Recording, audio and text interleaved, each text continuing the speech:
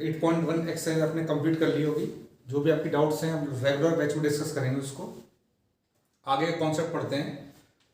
जैसे मान लीजिए आपका एक्सपेंशन है 1 माइनस 2x या 1 प्लस 2x की पावर 4 है, ठीक है। इसको with the help of binomial expansion हम एक्सपेंड करना चाहते हैं, तो कैसे करेंगे? नंबर ऑफ टर्म्स 5 होने वाले हैं, यहाँ पे हो गए 4c0, 1 की पावर 4 लिखने की जरूरत नहीं है और 2x की पावर 0 लिखने की जरूरत नहीं है, प्लस 4c1, 1 की पावर लिखने की जरूरत नहीं है और 2x की पावर यहाँ 1 आएगी, प्लस 4c2, 2x की पावर 2, प्लस 4c3, 2x की पावर 3, 4c4, 2x की पावर 4, प्लस 4c 5 टर्म्स हो गए, 1 2 3 4 5, ठीक है। तो यहीं पर खत्म हो जाएगा एक्सपेंशन, ठीक है।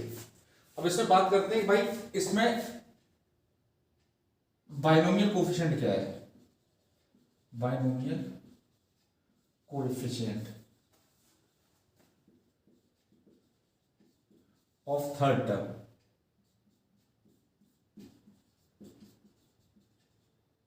बाइनोमियल कोएफिशिएंट का मतलब जो CR वाला होता है, कॉम्बिनेशन वाला। तो फर्स्ट सेकंड थर्ड टर्म का कोएफिशिएंट कितना हो जाएगा? Binomial coefficient is 4c2। अब अगर आपसे सिर्फ पूछता है coefficient of third term,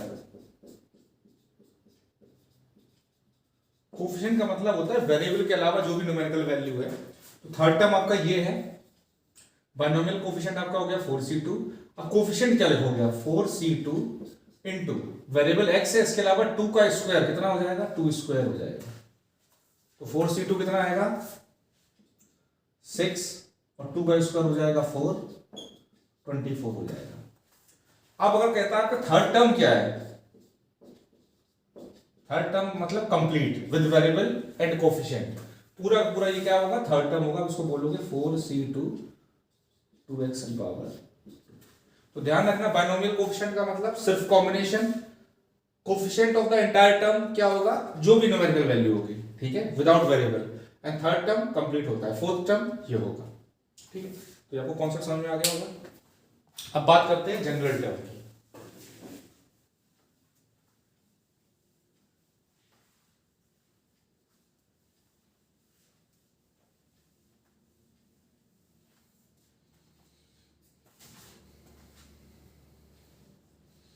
a plus b की पावर n हम लोगों ने पढ़ा हुआ है, nc0 a की power n plus nc1 a की power n minus 1 into B, nc2 a की power n minus 2 into B square, plus ncn, यहाँ पे चाहो तो b की पावर 0 भी लिख सकते हो, यहाँ हो जाएगी a की पावर 0 b की पावर n। तो जनरल टर्म होता क्या है? General term of a plus B की पावर n लिखना चाहते हैं। और जनरल टर्म क्या करता है? हेल्प करता है आपको किसी भी टर्म को कैलकुलेट करने के लिए, ठीक है। तो इसमें पहली चीज तो जैसे AP में होता था Tn इक्वल टू a प्लस n माइनस 1 इंटू टी, उसको nth टर्म बोलते थे। This is nth term. यहाँ पे आपका आर भी हो सकता है, TR लिख सकते हैं, rth टर्म बोलते हैं उसको। आप लिख सकते हो TR इक्वल टू a प्लस r माइनस 1 इंटू डी। ये डमी वेरिएबल होता है, इसका कोई मतलब नहीं होता है, ठीक है। तो आपको T5 निकालना है, fifth term of the AP निकालना है, तो T5 लिखोगे तो a प्लस 5 माइनस 1 हो जाएगा 4, 4 into D, a plus 4d हो जाता है। तो ऐसी टर्म आपको सोचना है, ठीक है। आप देख सकते हो ये इसका फर्स्ट टर्म है, तो यहां पे TR से स्टार्ट नहीं होगा, ठीक है। ये TR प्लस 1 होगा, ठीक है, TR प्लस 1 होगा और फॉर्मूला होगा NCR x की पावर लेफ्ट वाले या a की पावर, इन दोनों का डिफरेंस n माइनस r और b की पावर r, ठीक है। ये इसका जनरल टर्म होता है। r की वैल्यू आपकी 0 से स्टार्ट होती है, ठीक है। 0 रखोगे तो क्योंकि 0 तो लाना ही है, क्योंकि NC 0 होता है, तो r की वैल्यू 0 हो गई, NC 0। तो अगर आप यहाँ पे r प्लस 1 नहीं लिखोगे तो प्रॉब्लम क्या होगी कि r की वैल्यू 0 होनी है, तो ये t 0 हो जाएगा, जबकि 0 कोई टर्म होता ही नहीं है, इसलिए हमें क्या लगाना पड़ा है? First r plus 1। जब r की वैल्यू आप 0 लोगे तो 0 + 1 कितना हो जाएगा 1, t1 होना चाहिए, बिल्कुल सही है। अब r की जगह 0 रखो, nc0 a की पावर n - 0 a की पावर n हो जाता है, और b की पावर 0 मतलब 1 होता है, या b की पावर 0 ही रहने दो। फर्स्ट टर्म की अगर सेकंड टर्म की अगर बात करी जाए तो r की वैल्यू कितनी लोगे 1, तो 1 + 1 कितना हो जाएगा 2, ये सेकंड टर्म हो जाएगा, t 1 + 1 2, तो t2 will be equal to nc1 a की पावर n - 1 और b की पावर 1। ठीक है, तो एग्जांपल देख लेते हैं। Right fifth term of x² + 3/x की पावर 10, इसका फिफ्थ टर्म लिखना चाहते हैं। ठीक है, तो कोई भी आपको टर्म लिखना होगा, आपको इसी फॉर्म में लिखना होगा, इसी फॉर्म में। ठीक है, तो आप समझ सकते हो कि इस एक्सपेंशन में 11 टर्म्स आने वाले हैं, उस 11 टर्म्स में आपको फिफ्थ टर्म लिखना है, तो t5, तो फिफ्थ टर्म को क्या लिखोगे 4 + 1 लिखोगे, ये ओवरऑल 5 होना चाहिए। तो अब देखा जाए तो ये r की वैल्यू कितनी हो गई 4।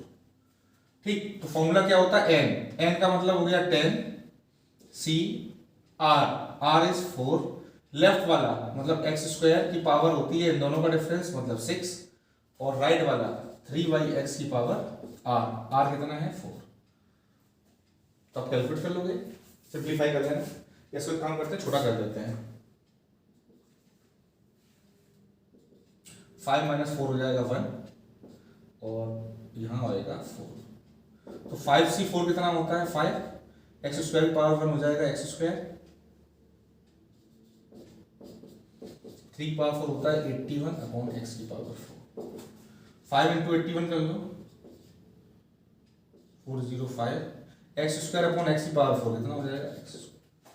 इस तरीके से कर लो। तो आपको t10 निकालना है इस एक्सपेंशन में नहीं, मान लो कोई दूसरा एक्सपेंशन है, आपको 10th टर्म अगर निकालना है तो r की वैल्यू आपको 9 लेनी पड़ेगी, 9 + 1 कितना हो जाता है 10। ओवरऑल ये वैल्यू वही होनी चाहिए, पर r की वैल्यू एक लेस होती है जो भी आप टर्म फाइंड आउट करते हैं। ठीक है, सेकंड एक्सरसाइज में सिर्फ इतना ही कॉन्सेप्ट है, इसके अलावा कुछ भी नहीं है। चलिए एग्जांपल्स डिस्कस कर लेते हैं।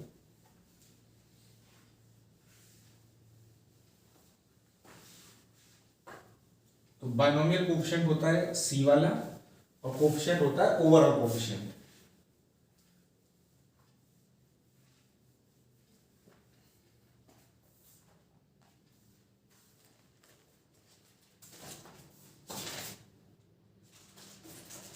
एग्जाम्पल 5,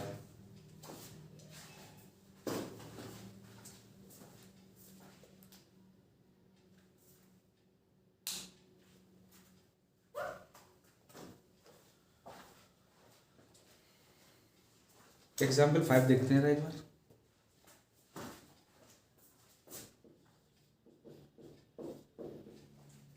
कह रहा ए निकालना है आपको।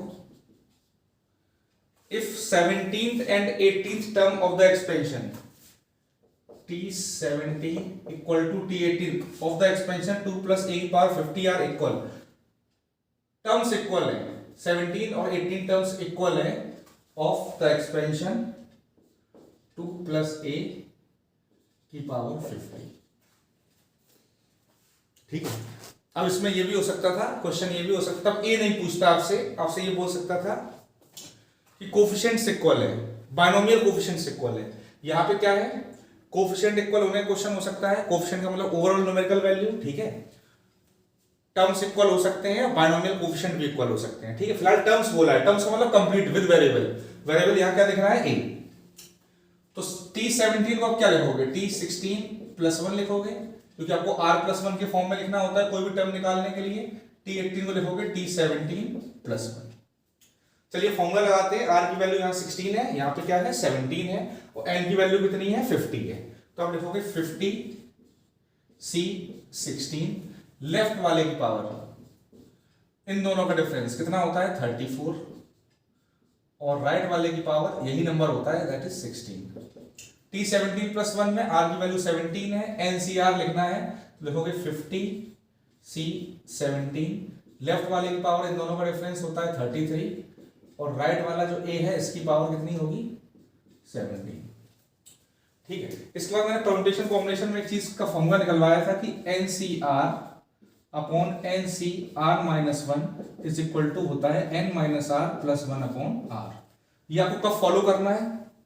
जब ये दोनों नंबर सेम हो और इन नंबर्स के बीच में सिंगल का डिफरेंस हो, एक का डिफरेंस हो। ठीक है, तो आर क्या लेते हो आप? इन दोनों जो वन का डिफरेंस होता है इसमें बड़े वाले को आर मानते हैं। ठीक है, तो अब एक चीज चेक कर सकते हो, ये दोनों सेम है, इनमें एक का डिफरेंस है, तो इसको क्या करेंगे हम, इस वाले टर्म को इसके अपॉन में ले जाएंगे।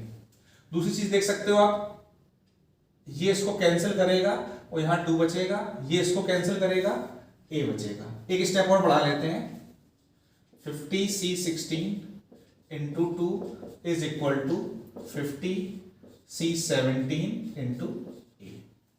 ठीक है, अब इसको लेके चलते हैं इस तरफ, 2 will be equal to 50c17 divide by 50c16 into a। Formula देखिए, ये दोनों नंबर सेम होंगे, इन दोनों में एक का डिफरेंस होना चाहिए और r क्या होता है? बड़ा वाला होता है। तो उसको फर्दर आप लिखोगे 2 will be equal to n minus R, n is 50 minus r is 17 plus 1 upon r फिर से कितना है? 17 इंटू क्या हो रखा है? a। 50 प्लस 1 हो जाएगा 51, 51 में से 17 जाएगा 34, 34 डिवाइड बाई 17 हो जाएगा 2, तो t2 इक्वल टू 2a हो जाएगा, a इक्वल टू आ जाएगा 1। क्लियर हो गया होगा? ठीक है, अगला एग्जांपल देखते हैं।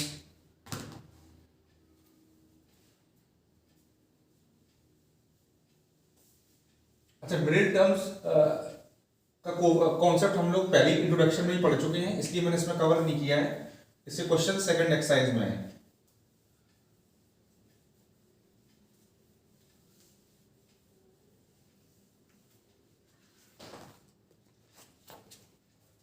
Example 6. Show that the middle term of expansion जो है वो है 1 प्लस एक्स की power 2n is 1 into 3 into 5 into dot 2n minus 1। अच्छा, इसमें थोड़ा करेक्शन कर लीजिएगा, जिनकी बुक्स में गलत लिखा हुआ है, 2 रेज टू n है, वहां पे 2n लिखा हुआ है, 2 की पावर n कर लेना उसको, इंटू x की power n divide by n factorial. ठीक है, इसको 2 की पावर n कर लीजिएगा। अगर आपकी बुक में 2n लिखा हो, 2 के जस्ट सामने अगर n लिखा है तो उसको पावर में पहुंचा देना। ठीक है, 1 प्लस एक्स की पावर 2n है। आप देख सकते हो ये 2n जो है that this is a even number. जब भी इंडेक्स में या पावर में इवन नंबर होता है तो नंबर ऑफ टर्म्स एक ज्यादा होता है, तो इवन नंबर का नेक्स्ट टर्म कैसा होगा?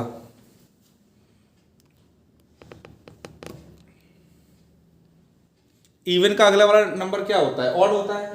मतलब इसमें नंबर ऑफ टर्म्स कितने होंगे?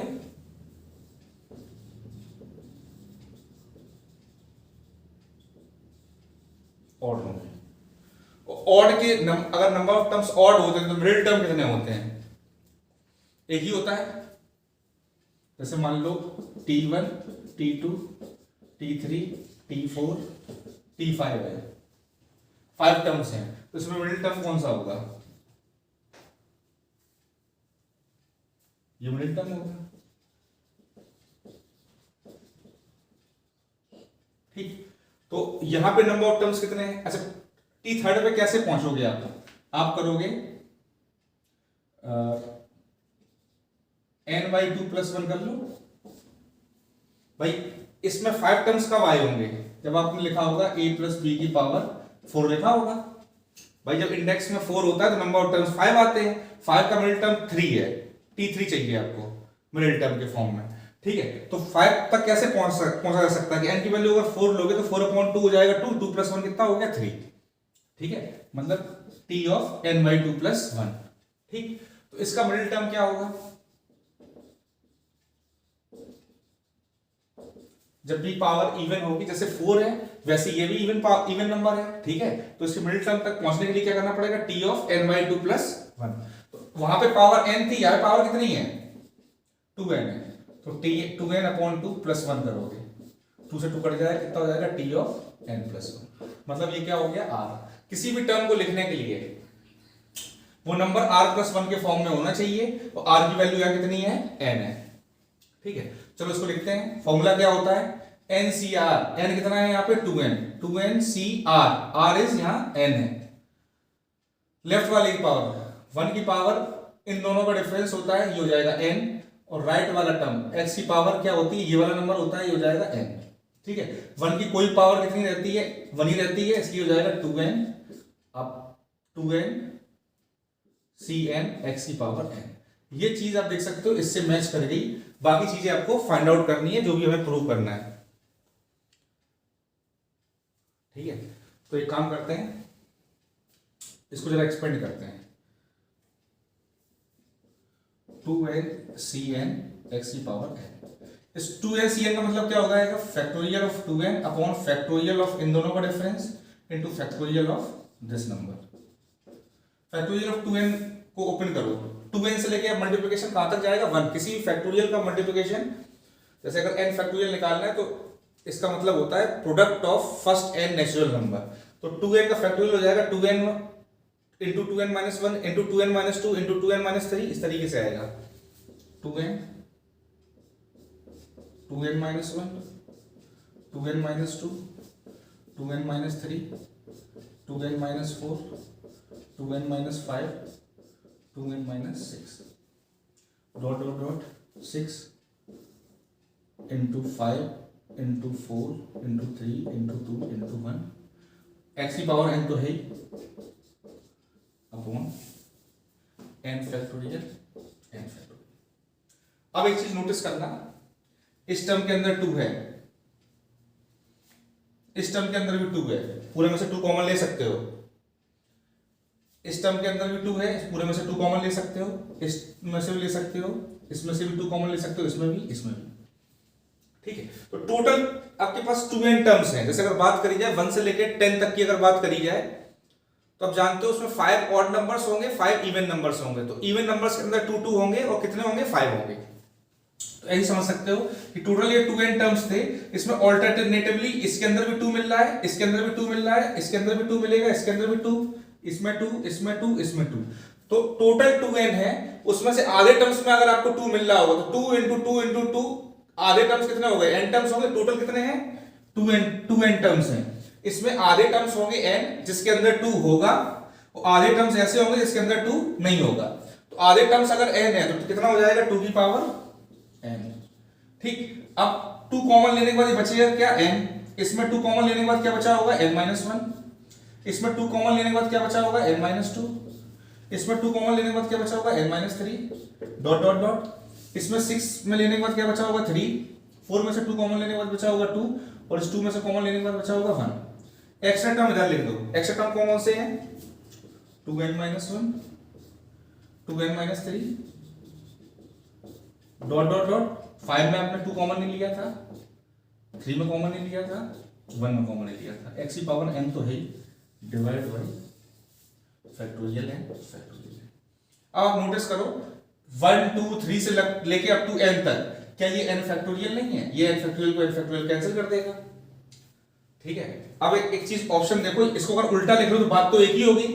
10 इंटू 9 इंटू 8 इंटू 7 से लेके 1 तक लिखो, या 1 इंटू 2 इंटू 3 से लेके अप टू 10 लिखो, एक ही बात होती है। आप देख सकते हो ये चीजें आपको रिवर्स ऑर्डर में लिखी हुई हैं, 1 3 5 और लास्ट टर्म कितना है, 2n-1। फिर 2 की पावर n ये यहां से मैच कर जाएगा, x की पावर n यहां से मैच कर जाएगा, n फैक्टोरियल नीचे। तो लास्ट लाइन में आप आंसर से मैच करा के लिख सकते हो 1 into 3 into 5 dot dot dot 2n-1 into 2 की पावर n इंटू x की power n upon factorial. Clear हो गया होगा आप लोग को। इसकी एक बार प्रैक्टिस कर लेना, आपको अच्छे समझ में आ जाएगा। नेक्स्ट एग्जांपल देखते हैं।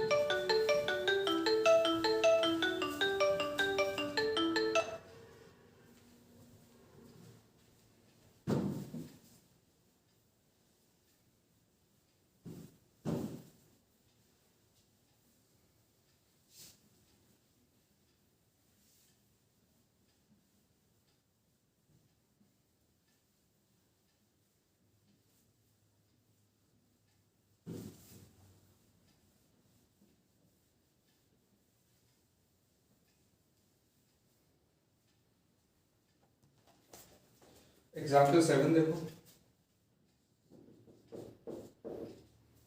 देखिए आपको किसी कोई टर्म लिखना है, ठीक है, कोई टर्म लिखना हो या आपको कोई बाइनोमियल कोफिशिएंट निकालना हो या ओवरऑल कोफिशिएंट निकालना हो किसी टर्म का, आपको जनरल टर्म लिखना होगा, ठीक है, जनरल टर्म वाला फॉर्मूला करना होगा। जैसे आपको क्वेश्चन नंबर एग्जाम्पल 7 बोल रहा है coefficient of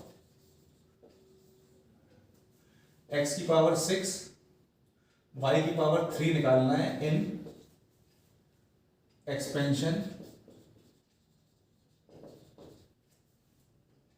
x plus 2y की पावर 9, ठीक है। बाइनोमियल कोफिशिएंट नहीं निकालना है, कोफिशिएंट निकालना है, ओवरऑल कोफिशिएंट निकालना है, ठीक है। सबसे पहले आपको जनरल टर्म लिखना चाहिए, तो कैसे लिखते हो, टी आर प्लस 1, ठीक है। तो टी आर प्लस 1 कैसे लिखा जाता है, एनसीआर लिखना होता है, एन कितना है 9 सी आर, लेफ्ट वाला टर्म x की पावर कितनी होगी, इन दोनों का difference that is 9 minus R, right वाला टर्म कितना है 2y और इसकी पावर कितनी कर दोगे r। अब r की वैल्यू चेंज होती जाएगी, r की वैल्यू जब 0 होगी तो x की पावर 9 आएगी, इसकी पावर 0 आएगी। इस तरीके से पूरा एक्सपेंशन लिखा होगा, r की वैल्यू 0 से रखना शुरू करना और कहां तक रखोगे 9 तक रखोगे, क्योंकि nc 9 तक ही तो जाओगे, ठीक है। आपको कंपेयर करना है इससे, भाई आपको चाहिए कौन सा, तो या तो आप x की पावर कंपेयर कर लो इससे, 9 minus R, 9 minus R equal to X की पावर, यहां 9 माइनस आर है जनरल टर्म में और यहां कितनी है 6, तो यहां से r इक्वल टू 3 आ जाएगा। अदरवाइज सबसे आसान तो है y की पावर कंपेयर करना, r की क्या वैल्यू होनी चाहिए जिसमें ये वेरिएबल आए, y की पावर r है, यहां y की पावर 3 है, तो r इक्वल टू कितना हो जाएगा 3, ठीक है। चलो आगे आ जाओ, अब r की वैल्यू 3 इसमें रख दो, r की वैल्यू तुम 3 रखोगे तो कितना हो जाएगा 3 प्लस 1, इसने क्या बता दिया कि फोर्थ टर्म वो वाला टर्म होगा जिसमें ये आएगा, क्योंकि ये जो चीज होती है वो टर्म बताता है। जैसे आप लिखते हो T5, किस टर्म की बात कर रहे हैं, फिफ्थ की, लेकिन फिफ्थ तक टर्म तक पहुंचने के लिए आप क्या करोगे T4 प्लस 1 लगाओगे, मतलब r की वैल्यू कितनी रखोगे 4 रखोगे, तो T4 आपका हो जाएगा 9c, r की वैल्यू रखो 3 और ये हो गया फोर्थ टर्म है nc3 9c3, x की पावर लिखने की जरूरत नहीं क्योंकि हमसे सिर्फ कोफिशिएंट पूछा गया है ना, तो लिख ही लेते हैं अभी, x की पावर 6 हो जाएगी और 2y की पावर कितनी हो जाएगी, r रखना है 3, तो कोफिशिएंट क्या हो जाएगा, कोफिशिएंट ऑफ फोर्थ टर्म बोल दो या बोल सकते हो coefficient of this variable x raise to 6 y cube will be equal, जो भी इससे न्यूमेरिकल वैल्यू मिल रही है, क्या क्या मिल रही है 9c3 और 2 की पावर 3, सो कैलकुलेट कर लीजिएगा, ये आपका आंसर होता है, ठीक है। तो किसी टर्म का आपको कोफिशिएंट निकालना हो, ठीक, या पूरा टर्म लिखना हो, किस फॉर्मूले के पास जाओगे, आप जाओगे जनरल टर्म के पास। इसके प्रॉपर आप नोट्स बना लीजिएगा वीडियो पॉज कर करके।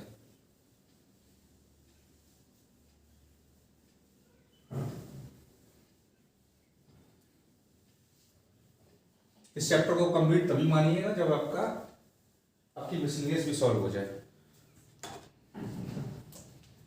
एग्जाम्पल 8, और इसमें 2 ही एक्सरसाइज हैं और थर्ड एक्सरसाइज आपकी मिसलेनियस है, तो ज्यादा बड़ा चैप्टर नहीं है।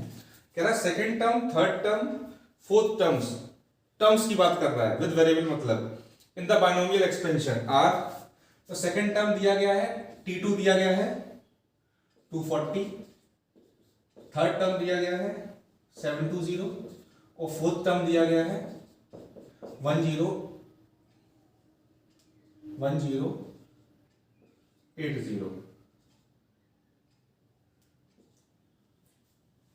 इन एक्सपेंशन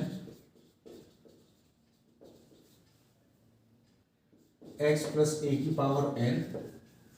आपको फाइंड करना है x comma a comma n की वैल्यू, इन तीनों की वैल्यू निकालनी है। तो अगर T2 लिखा जाए,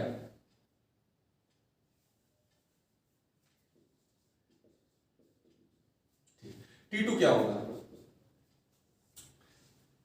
NC, T2 का मतलब क्या होगा, कोई भी टर्म लिखने के लिए r की वैल्यू कितनी लोगे 1 लोगे, 1 प्लस 1 लिखोगे, T3 कैसे निकालोगे, 2+1, आर की वैल्यू 2 लोगे। T4 का मतलब T3+1 चाहिए आपको, ठीक है। जैसे आपसे अगर कोई कहता है कि भाई TR निकालो बाइनोमियल एक्सपेंशन का, तो इसको तुम कैसे लिखोगे, इसको अरेंज करोगे TR-1+1, ये +1 चाहिए होता है, मतलब इसका अगर बाइनोमियल कोएफिशिएंट आपसे कोई पूछेगा तो आप क्या लिखोगे, NCR, R कितना है यहाँ पे, R-1 है, ध्यान रखिएगा, ठीक है। T20 पूछता है आपसे, 20th टर्म निकालो तो कैसे निकालोगे, इसको लिखोगे T19+1, R की वैल्यू कितनी लोगे, 19 लोगे। तो एक्सरसाइज के अकॉर्डिंग आगे बढ़िएगा, एक साथ सारे वीडियो मत देख लेना वरना समझ नहीं आएगा। तो T2 का मतलब R की वैल्यू या 1 लोगे तो लिखोगे NC1, लेफ्ट वाले मतलब x की पावर कितनी हो जाएगी, इन दोनों का डिफरेंस मतलब n-1, और राइट वाले की पावर होगी 1। T3 का मतलब R की वैल्यू 2 तो लिखोगे NC2, x की पावर n-2 और a का स्क्वायर। T4 का मतलब R की वैल्यू 3 तो लिखोगे NC3, x की पावर n-3 a का। ये आपकी 3 इक्वेशंस बनेंगी, 3 इक्वेशन और 3 ही अननोन है, यही आपसे क्वेश्चन में पूछा गया है, ठीक है। तो अपना फिर से वही कॉन्सेप्ट आप यूज करोगे।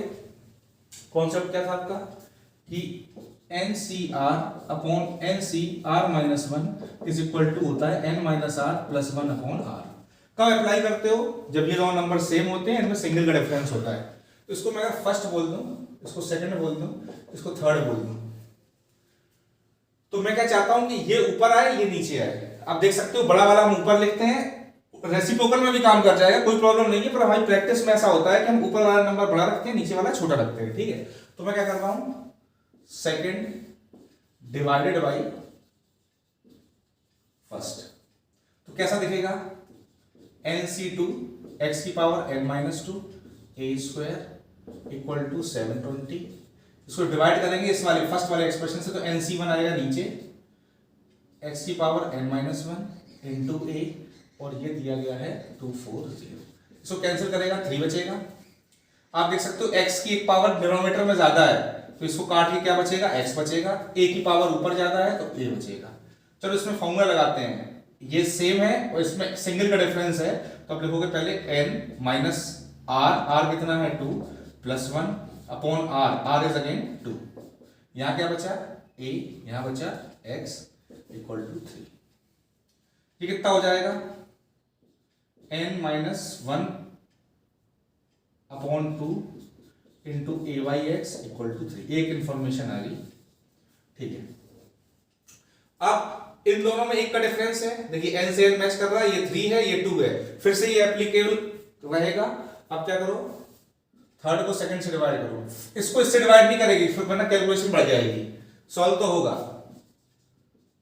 डिवाइडेड बाई सेकंड, तो क्या हो जाएगा, NC3 x की power n-3 a³ equal to 1080 upon NC2 x की पावर n-2 a² 720। 36 से इसको कैंसिल करोगे 2 बचेगा, ये 3 है, ठीक है। अब इसमें फॉर्मूला लगाते हैं वही वाला, n-r, कितना है 3 +1 अपॉन r कितना है 3। डिनोमिनेटर में x की पावर ज्यादा है, x लिख दोगे, ठीक, और यहाँ a³ अपॉन a² करोगे तो a बचेगा, यहाँ हो जाएगा 3/2, ठीक है। ये कैसा दिखेगा आपको, n-2 upon 3 into a/x is equal to 3/2। अब आप देख सकते हो ये फोर्थ मान लो, ये फिफ्थ मान लो, इससे इसको अगर हम डिवाइड करते हैं तो a/x से a/x कट जाएगा, सिर्फ एक वेरिएबल लाएगा n, उसकी वैल्यू निकल आएगी, ठीक है। अब मैं कर रहा हूं फोर्थ डिवाइड बाई फिफ्थ, तो कैसा दिखेगा, n-1 अपॉन 2 डिवाइड बाई, ये तो a/x से a/x कैंसिल हो चुका होगा, n-2/3 इज इक्वल टू, इसमें से इसको डिवाइड करें तो ये न्यूमरेटर में आएगा 3, अपॉन में क्या आएगा 3/2, ये 3 से 3 कट जाएगा, ये 2 चला जाएगा ऊपर, ये 3 ऊपर जाएगा, ये दोनों आपस में मल्टीप्लाई होंगे, 3 into n-1 upon 2 into n minus 2 is equal to 2, 3n minus 3 equal to 4n minus 8। तो n इक्वल टू हो जाएगा 5, एक वैल्यू आ चुकी है। चलिए आगे बढ़ते हैं, फर्स्ट टर्म के पास चलते हैं। n की वैल्यू आ चुकी है 5, एक्सप्रेशन फर्स्ट लिख रहे हैं हम लोग। n की वैल्यू आ चुकी है 5, तो लिखोगे 5c1, x की पावर 5 माइनस 1 हो जाएगा 4, और a इक्वल टू कितना है 240। ठीक है, 5c1 कितना होता है 5 इंटू एक्स की power 4 into a equal to 240, 48 आ गया। ठीक है, x की power 4 into a equal to 48। अब एक काम करते हैं, इस इक्वेशन को उठा लेते हैं। ठीक है, एक्सप्रेशन 4, क्योंकि मेरे पास अब n की वैल्यू है, n की वैल्यू अगर 5 रखोगे तो कितना होगा 5 minus 1 upon 2 into a by x equal to 3। ये कितना आ जाएगा, 5 माइनस 1 हो जाएगा 4, 4 बाई 2 कितना हो जाएगा 2, 2a by x equal to 3, a equal to हो जाएगा 3x बाई 2। अब आ जाओ इस एक्सप्रेशन में वापस, इस वाले में। ठीक है, a की वैल्यू उठा के यहां रख देते हैं, x की पावर 4 इंटू a हो जाएगा 3x बाई 2 इक्वल टू 48।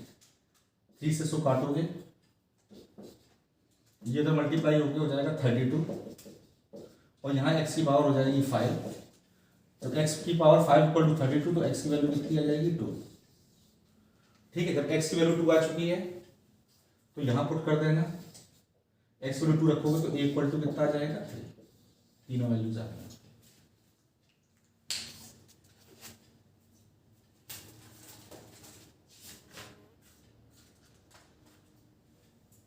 ठीक है, लास्ट एग्जांपल देखते हैं, इसको आप कॉपी कर लेना और अपनी प्रैक्टिस जरूर करना। ठीक है, क्योंकि काफी बड़ा क्वेश्चन होता है, तो इसलिए आपको प्रैक्टिस बहुत जरूरी है। ठीक है, आगे बढ़ते हैं, एग्जांपल 9 देखते हैं।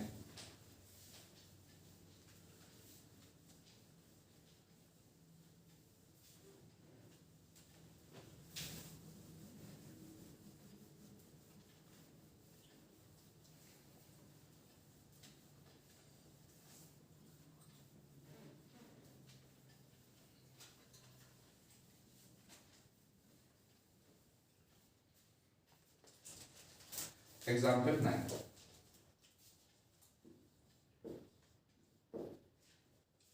द कोफिशिएंट की बात कर रहा है इस बार। The coefficient of 3 consecutive terms in the expansion, coefficient of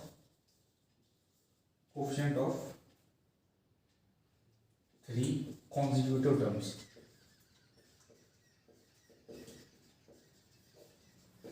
in expansion of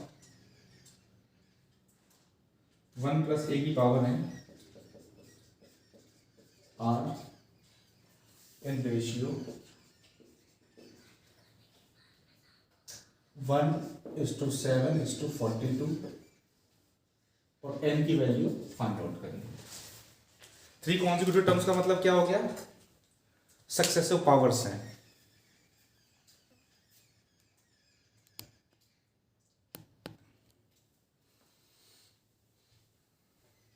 तो लेट कर लेते हैं, let 3 terms B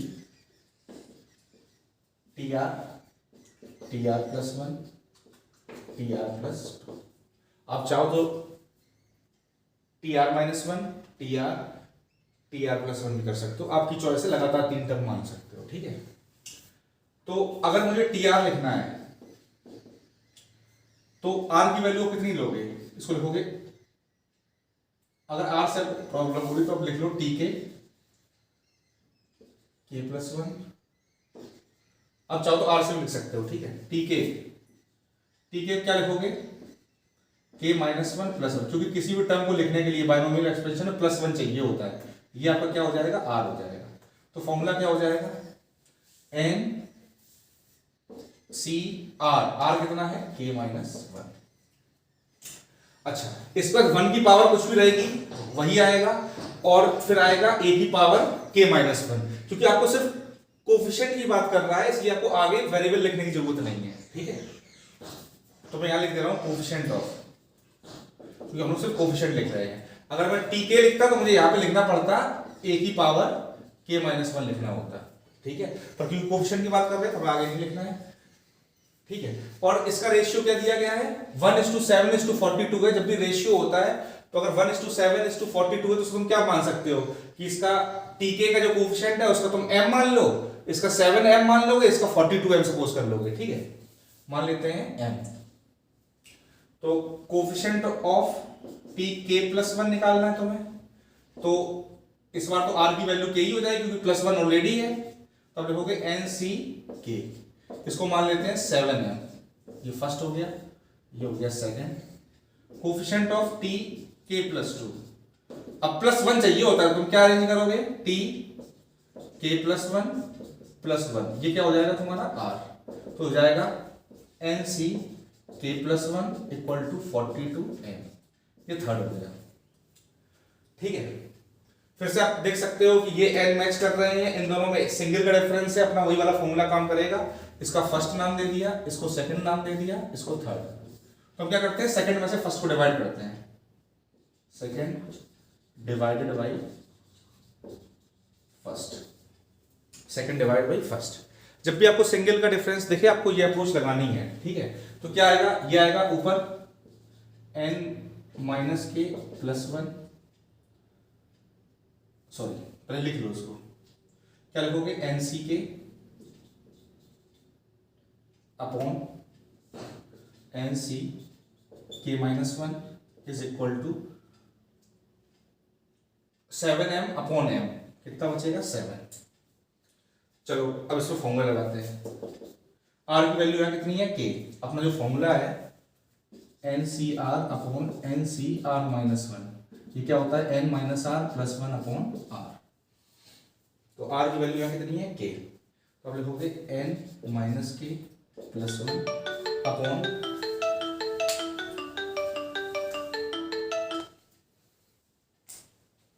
upon r कितना है k, ठीक है, क्रॉस मल्टीप्लाई कर लो, कितना हो जाएगा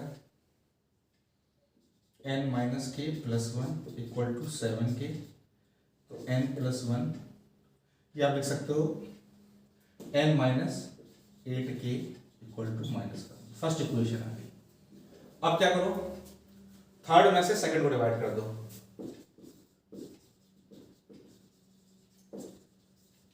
थर्ड डिवाइड बाई सेकंड, तो क्या हो जाएगा nck + 1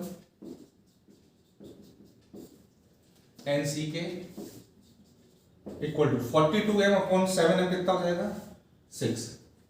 अब इसमें फॉर्मूला लग जाएगा क्योंकि इन दोनों में सिंगल का डिफरेंस है, लेकिन r कितना होगा, जो बड़ा होता है, दोनों में जो बड़ा होता है वो r होता है, तो आप लिखोगे n माइनस r कितना है आपका k + 1 अपॉन r अगेन कितना है k + 1 = 6। ये 1 से 1 कट जाएगा, n - k = 6k + 6, n - 7k = हो जाएगा -6, ठीक है। अब इन दोनों इक्वेशन को आप सॉल्व कर लेना, सॉल्व